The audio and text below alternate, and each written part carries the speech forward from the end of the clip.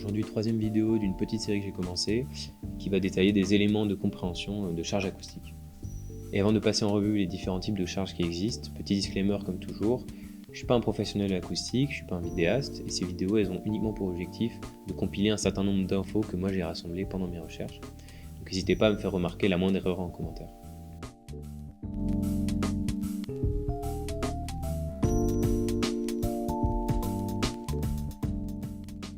Alors, si vous avez vu ma première vidéo, vous allez probablement reconnaître les trois premiers types de charges que je vais vous présenter, et commencer par l'enceinte close. Alors, je précise au passage que la majorité des figures que vous allez voir aujourd'hui, elles sont tirées d'un article sur Hornplan, c'est pour ça que j'ai laissé le lien à l'écran. Donc, comme j'ai déjà présenté dans une ancienne vidéo, je vais passer assez rapidement dessus.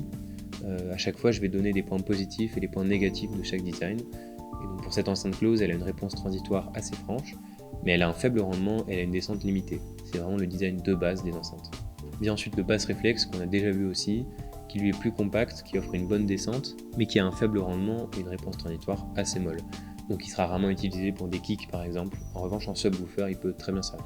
Viennent ensuite les passbands, moi j'ai regroupé le quatrième et le sixième. Ils prennent des points communs comme étant des designs assez compacts, et pareil ils ont une réponse transitoire assez molle qui est due à leur géométrie. On va ensuite rentrer dans la catégorie des pavillons pliés. J'avais déjà détaillé un petit peu la solution technique qui consistait à replier un pavillon pour faire gagner beaucoup de place. Donc c'est ce qu'on voit là avec le Pure Horn.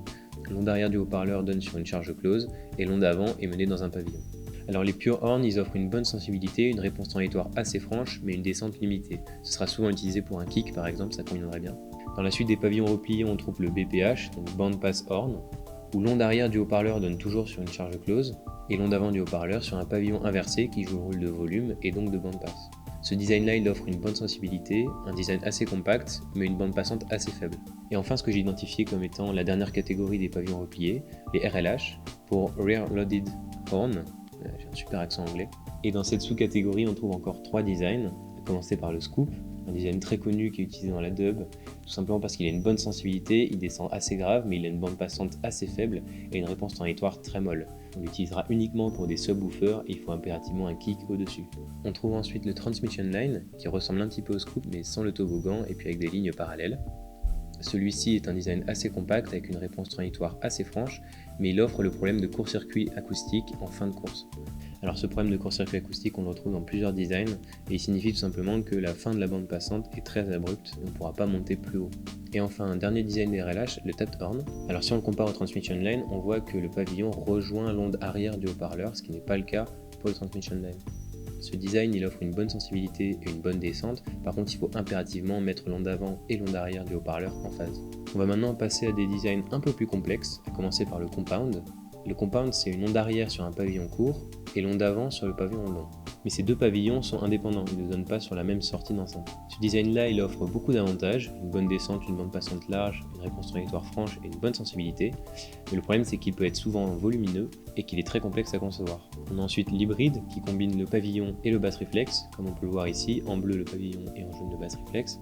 Et l'hybride permet une bonne sensibilité, il est assez compact et a une réponse transitoire assez franche. L'hybride BPH, donc c'est un band pass horn plus un bass réflexe, on le voit également sur ce dessin, et il offre pas mal d'avantages, une bonne sensibilité, il est assez compact et une bonne réponse transitoire. Je n'ai pas spécialement trouvé de points négatifs sur celui-là. Et pour terminer, le Paraflex, qui est un petit peu un mélange de Compound et de Tapped Horn. La seule différence avec le Compound, c'est que les deux ondes, donc le pavillon court et le pavillon long, donnent sur la même sortie, un petit peu comme le Tapped Horn. Le Paraflex, il a une bonne sensibilité et une bonne descente, mais il a les deux inconvénients du Compound et du Tapped Horn, c'est-à-dire un court-circuit acoustique en fin de bande passante et la complexité de conception du Compound. Voilà, donc avec tout ça, vous avez quand même 14 designs d'enceintes, avec les points positifs et les points négatifs. C'est quand même une très grande majorité de ce que vous retrouverez sur des sound systems et même sur les sites. Donc la prochaine fois que vous verrez un plan d'enceinte, vous pourrez vous amuser à deviner de quelle catégorie il fait partie. J'ai pas encore trop d'idées du thème qu'abordera la prochaine vidéo, ni même quand est-ce qu'elle sortira. Mais d'ici là, moi je vous souhaite une bonne journée. Salut!